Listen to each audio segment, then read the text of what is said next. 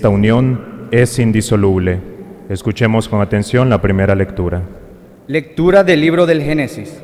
En aquel día dijo el Señor Dios: no es bueno que el hombre esté solo, voy a hacerle a alguien como él, para que lo ayude. Entonces el Señor Dios formó de la tierra todas las bestias del campo y todos los pájaros del cielo, y los llevó ante Adán para que les pusiera nombre. Y así todo ser viviente tuviera el nombre puesto por Adán. Así pues, Adán les puso nombre a todos los animales domésticos, a los pájaros del cielo y a las bestias del campo, pero no hubo ningún ser semejante a Adán para ayudarlo. Entonces el Señor Dios hizo caer al hombre en un profundo sueño, y mientras dormía, le sacó una costilla y cerró la carne sobre el lugar vacío. Y de la costilla que le había sacado al hombre, Dios formó una mujer y se la llevó al hombre, y éste exclamó: esta sí es hueso de mis huesos y carne de mi carne. Esta será llamada mujer, porque ha sido formada del hombre. Por eso el hombre abandonará a su padre y a su madre, y se unirá a su mujer, y serán los dos una sola cosa. Palabra de Dios. Te alabamos, Señor. Demos gracias al Señor por las bendiciones que nos otorga en la vida familiar. Respondamos: dichoso el que teme al Señor. Dichoso el que teme al Señor y sigue sus caminos. Comerá del fruto de su trabajo, será dichoso, le irá bien. Todos, dichoso el que teme al Señor. Su mujer como vid fecunda en medio de su casa, sus hijos como renuevos de olivo alrededor de su mesa. Todos, dichoso el que teme al Señor. Esta es la bendición del hombre que teme al Señor. Que el Señor te bendiga desde Sión, que veas la prosperidad de Jerusalén todos los días de tu vida. Dichoso el que teme al Señor.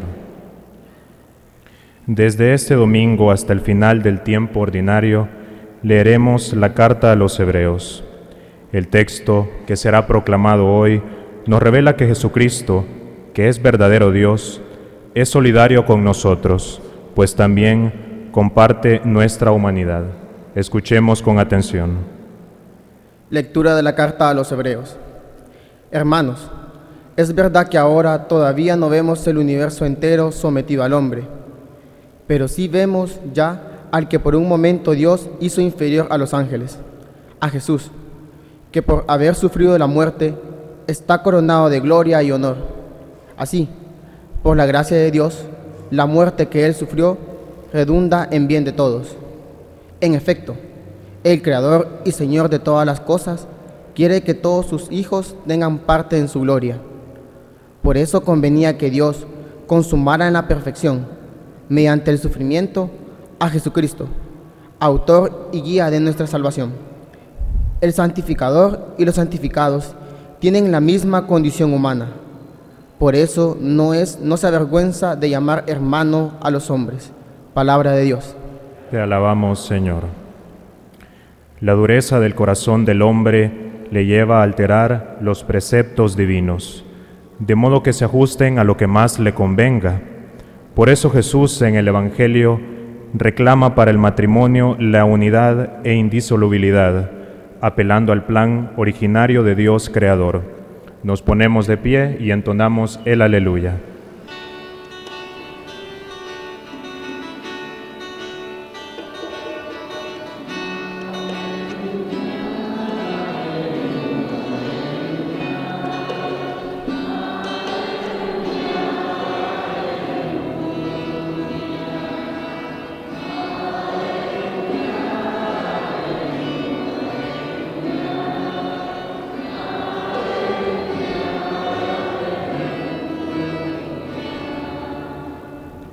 Si nos amamos los unos a los otros, Dios permanece en nosotros, y su amor ha llegado en nosotros a su plenitud.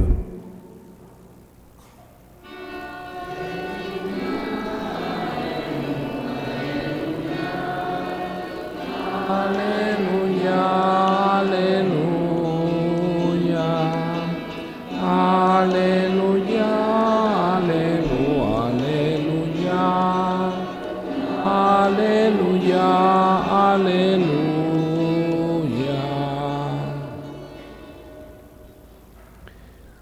El Señor esté con ustedes. Y con su espíritu. Lectura del Santo Evangelio según San Marcos.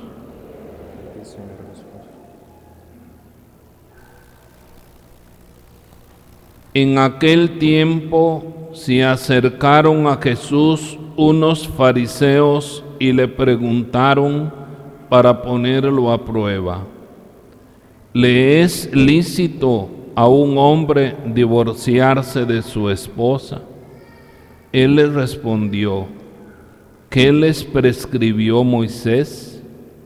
Ellos contestaron: Moisés nos permitió el divorcio mediante la entrega de un acta de divorcio a la esposa. Jesús les dijo: Moisés prescribió esto debido a la dureza del corazón de ustedes. Pero desde el principio, al crearlos, Dios los hizo hombre y mujer. Por eso dejará el hombre a su padre y a su madre, y se unirá a su esposa, y serán los dos una sola cosa. De modo que ya no son dos, sino una sola cosa. Por eso lo que Dios unió, que no lo separe el hombre. Ya en casa los discípulos le volvieron a preguntar sobre el asunto. Jesús les dijo: si uno se divorcia de su esposa y se casa con otra, comete adulterio contra la primera. Y si ella se divorcia de su marido y se casa con otro, comete adulterio. Después de esto, la gente le llevó a Jesús unos niños para que los tocara, pero los discípulos trataban de impedirlo. Al ver aquello, Jesús se disgustó y les dijo: dejen que los niños se acerquen a mí y no se lo impidan, porque el reino de Dios es de los que son como ellos. Les aseguro que el que no reciba el reino de Dios como un niño, no entrará en él. Después tomó en brazos a los niños y los bendijo, imponiéndoles las manos. Palabra del Señor. Gloria y honor a ti, Señor Jesús.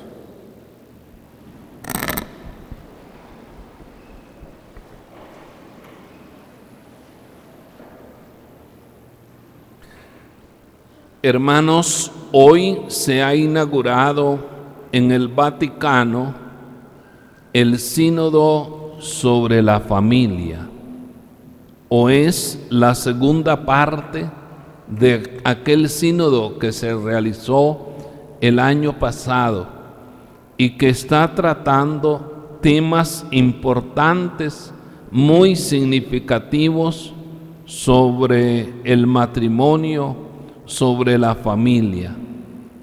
Pedimos a Dios que estas semanas que están en sínodo, el Espíritu guíe, ilumina y proteja a los padres conciliares, para que todos nosotros después podamos acatar las instrucciones que nos vengan del sínodo a través del Papa Francisco.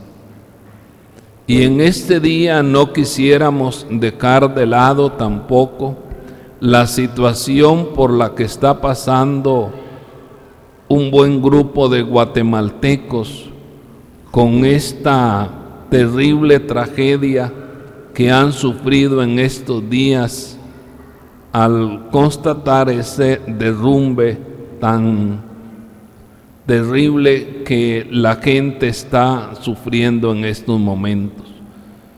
Pedimos a Dios por las almas de los que han muerto, pero también por todas estas personas que sufren la desaparición de sus seres queridos o están sufriendo las consecuencias de la tragedia. Nosotros como cristianos, o aquí en esta parroquia podríamos decir, no podemos trasladarnos allá y ayudar, pero sí creemos en la fuerza extraordinaria que tiene la oración, que llega al corazón de Dios y será un bálsamo en medio de ese sufrimiento del pueblo guatemalteco. Cada domingo vamos aprendiendo lecciones importantes en el Evangelio, pues vemos cómo la liturgia pone a nuestra consideración la reflexión en diversos temas. Hoy es sobre el matrimonio. Y si hemos puesto atención al libro del Génesis, vemos que ya se perfila el proyecto de Dios establecido para siempre en el matrimonio. La liturgia pone esta lectura del libro del Génesis para conectarla con el Evangelio que hemos escuchado. Naturalmente el Génesis es el primer libro de la Biblia y entonces nos habla en forma poética, forma también metafórica, y las imágenes que vamos descubriendo vienen a traernos el mensaje religioso que queremos entender. El Génesis, como la Biblia, no son libros científicos, sino libros que traen un mensaje religioso y que nosotros lo interpretamos a través de la palabra de Dios que nos inspira e ilumina, e incluso con la cultura de aquel entonces. No es bueno que el hombre esté solo. Voy a hacerle a alguien como él para que lo ayude. Son palabras que hemos tomado este día del libro del Génesis, donde podemos percibir ya un proyecto divino del matrimonio. Después, en forma, repito, poética o metafórica, la Biblia va describiendo cómo Dios forma al hombre y cómo el Señor después le presenta a Adán los pájaros del cielo y lo que ha creado, las bestias del campo, para que Él les ponga nombre. ¿Qué significa en la Biblia eso de poner el nombre a una criatura? Significa que Dios da el poder al hombre sobre la naturaleza. Como quien dice, Dios ha creado las cosas que existen en este mundo. Dios ha creado el cielo y la tierra. Dios ha creado los pajarillos y las aves del cielo, los peces del mar y las aguas que hay sobre la tierra. Pero cuando Dios crea al hombre, no lo crea al igual que los pájaros del cielo o las aves que revolotean sobre las aguas. Dios lo crea como sus hijos y lo pone como dueño y señor de la naturaleza. Eso significa ponerle el nombre, lo cual significa que el ser humano tiene inteligencia para transformar las cosas, y esa inteligencia Dios la usa para que a través del tiempo vaya transformando lo que Dios ha puesto en sus manos. Por eso la ciencia, la tecnología, todo lo que nosotros vemos es fruto de esa inteligencia que Dios ha dado al hombre para que colabore en esa obra maravillosa de la creación. Pero este hombre inteligente, con esos dones que Dios le ha dado, estaba solo. Aquí se describe la descripción de la mujer. Es una imagen más. Esto no ha sucedido así. Es todo un simbolismo, como para decir, la mujer tiene igual dignidad que el hombre, y por lo tanto no es que la mujer tenga que estar sometida al hombre en todo, tienen igual dignidad. Y esta igual dignidad la vamos a descubrir ya en el Nuevo Testamento como un signo que Dios ha creado en el sacramento del matrimonio. Cuando Dios formó a la mujer, se la llevó al hombre, y el hombre exclamó: esta sí es hueso de mis huesos y carne de mi carne. Esta será llamada mujer porque ha sido formada del hombre. Es la forma como el autor del libro del Génesis va describiendo la creación del hombre y de la mujer. En otras partes de la Biblia hay otras formas de describirlo, pero la esencia es la misma. Dios es el creador. Dios ha creado el mundo, la naturaleza, y Dios ha creado sus hijos, que son los hombres, para que dominen la naturaleza.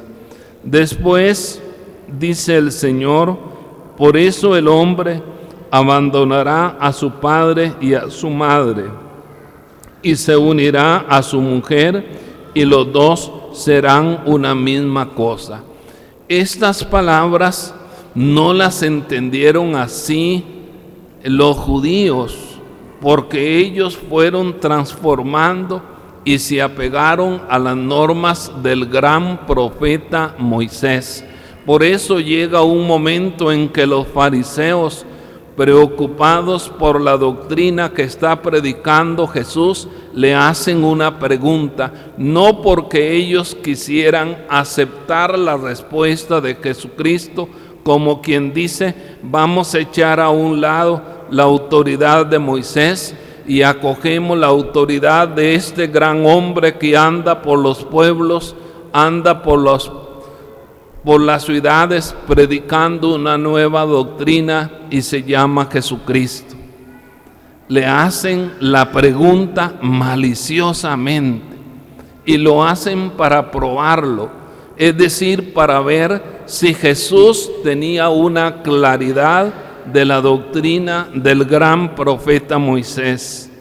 Y le hacen esta pregunta: ¿le es lícito a un hombre divorciarse de su esposa? Y aquí tenemos que ver algo antes de explicar esto. Aquí hay grandes fallas. En primer lugar, porque se les permitía dar una carta de repudio o de divorcio a la mujer por cualquier motivo. O sea, si al hombre no le agradaba algo de la mujer, según la ley, podría dar el acta de divorcio. Y en segundo lugar, esta ley era unilateral. La tenía solamente el hombre, pero la mujer no podía hacerlo. Entonces vemos ya una gran diferencia. Y Dios Padre ya en el Antiguo Testamento pone al hombre en igual dignidad que la mujer. Pero la mujer como que no contaba. Y es por eso que Jesús les dice: ¿y a ustedes qué fue lo que les enseñó el profeta Moisés? Y ellos contestaron con estas palabras: Moisés nos permitió el divorcio mediante la entrega de un acta de divorcio a la esposa. Jesús les dijo: Moisés escribió esto debido a la dureza del corazón de ustedes. Pero desde el principio, al crearlos, Dios los hizo hombre y mujer. Por eso dejará el hombre a su padre y a su madre, y se unirá a su esposa, y los dos serán una sola cosa. Y después Jesús añade unas palabras que ciertamente cayeron muy mal al pueblo judío y sobre todo a aquellos fariseos que esperaban de Jesús otra respuesta. Si uno se divorcia de su esposa y se casa con otra, comete adulterio contra la primera. Y si ella se divorcia de su marido y se casa con otro, comete adulterio. Por supuesto, esto les cayó muy mal.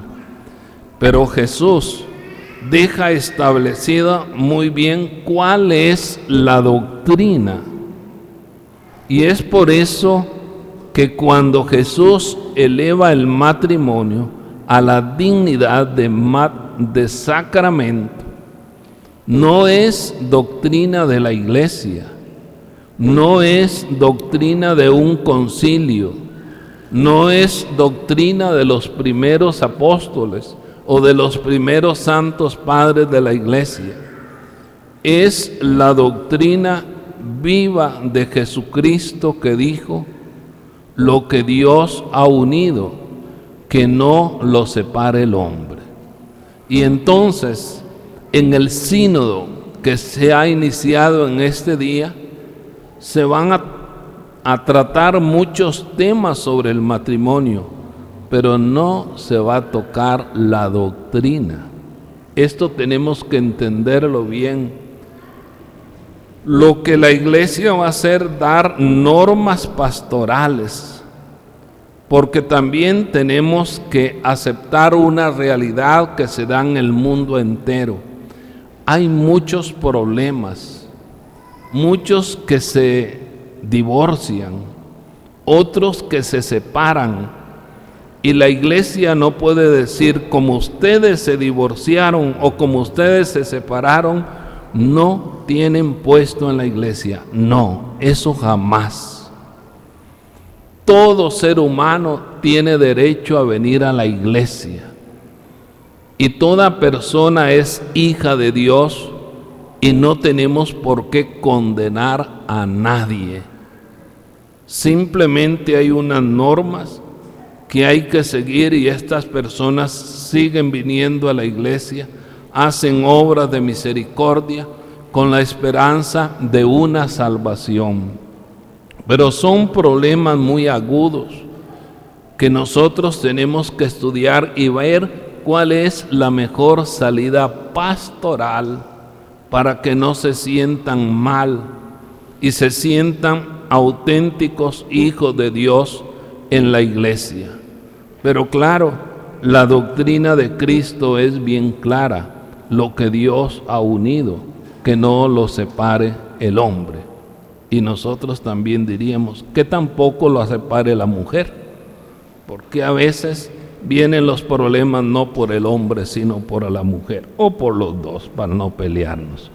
Bueno, después hay un tema que no está relacionado con esto que acabamos de explicar, sino es el trato a los niños.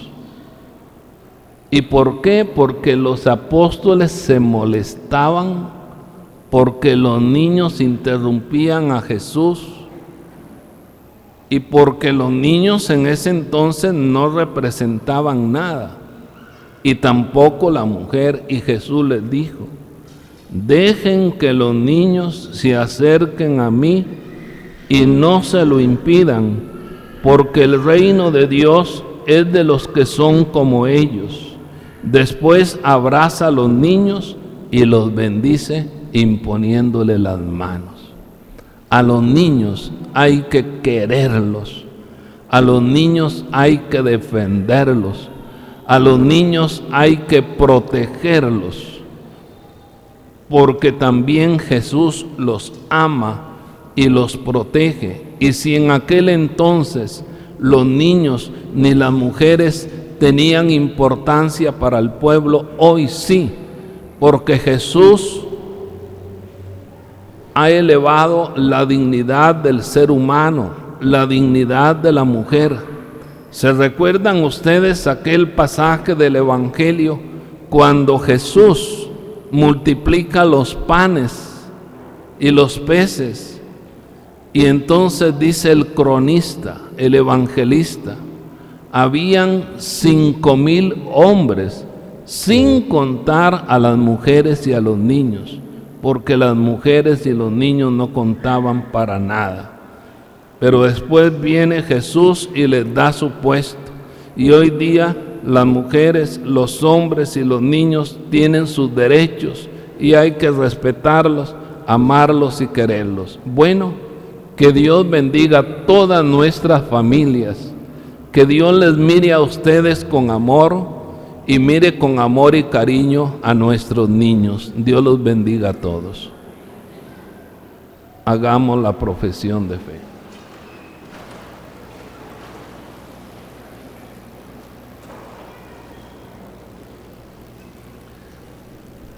Hermanos, ¿creen ustedes en Dios Padre Todopoderoso, Creador del cielo y de la tierra?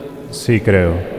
¿Y creen en Jesucristo, su único Hijo, que nació de María Virgen, murió, fue sepultado y resucitó al tercer día según las Escrituras? Sí creo.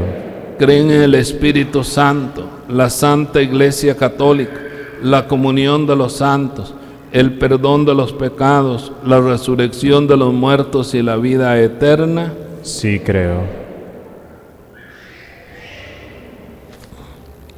Con la misma confianza que un niño se dirige a sus padres, oremos diciendo: Padre, escúchanos.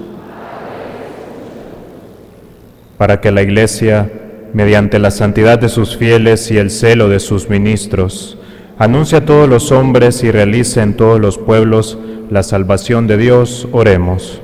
Padre, escúchanos.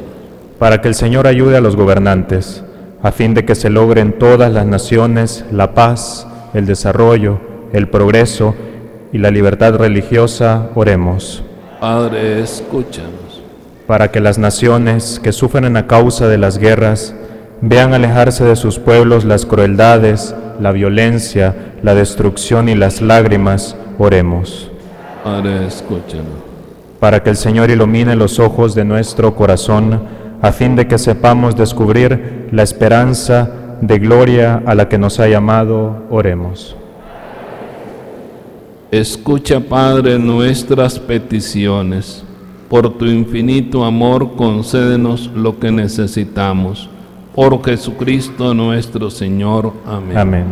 Sentados.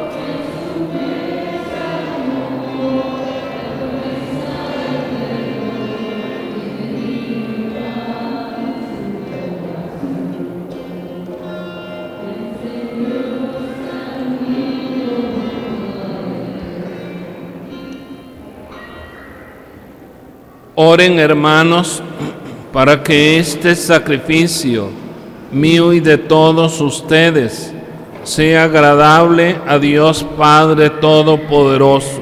El Señor reciba de tus manos este sacrificio para alabanza y gloria de su nombre, para nuestro bien y el de toda su santa Iglesia. Concédenos, Dios misericordioso, que nuestra ofrenda te sea agradable y que por ella quede abierta para nosotros la fuente de toda bendición. Por Jesucristo nuestro Señor. Amén. El Señor esté con ustedes. Y con su espíritu. Levantemos el corazón. Lo tenemos levantado hacia el Señor. Demos gracias al Señor nuestro Dios. Es justo y necesario. En verdad es justo y necesario. Es nuestro deber y salvación darte gracias siempre y en todo lugar, Señor Padre Santo, Dios Todopoderoso y Eterno, porque creaste el universo con todo cuanto contiene. Determinaste el ciclo de las estaciones, pero formaste al hombre a tu imagen y semejanza y lo hiciste dueño de un mundo portentoso, para que en tu nombre dominara la creación entera y al contemplar la grandeza de tus obras, en todo momento te alabara por Cristo Señor nuestro, a quien cantan los cielos y la tierra, los ángeles y los arcángeles, proclamando sin cesar.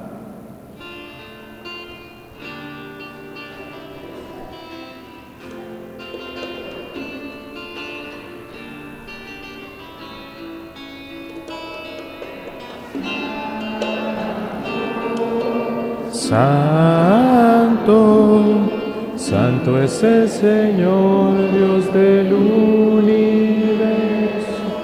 Llenos está el cielo y la tierra de tu gloria, Hosana.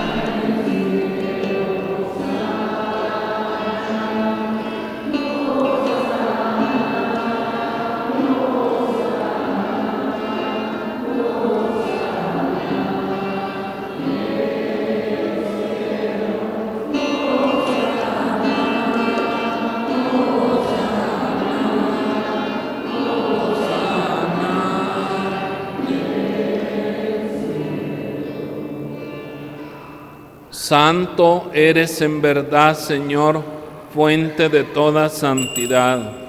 Santifica estos dones con la efusión de tu Espíritu, de manera que sean para nosotros cuerpo y sangre de Jesucristo nuestro Señor, el cual, cuando iba a ser entregado a su pasión voluntariamente aceptada, tomó pan, dándote gracias, lo partió y lo dio a sus discípulos diciendo: tomen y coman todos de él, porque esto es mi cuerpo, que será entregado por ustedes.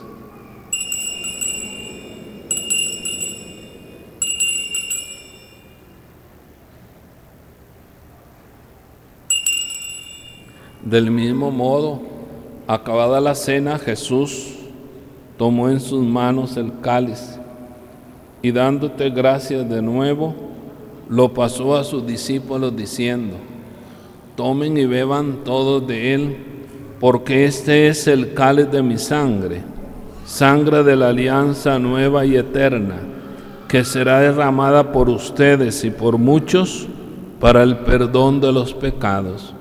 Hagan esto en conmemoración mía.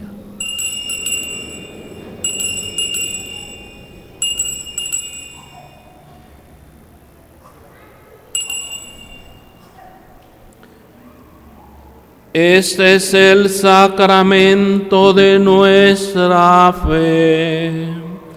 Anunciamos tu muerte, Señor, y proclamamos tu resurrección hasta que vuelvas.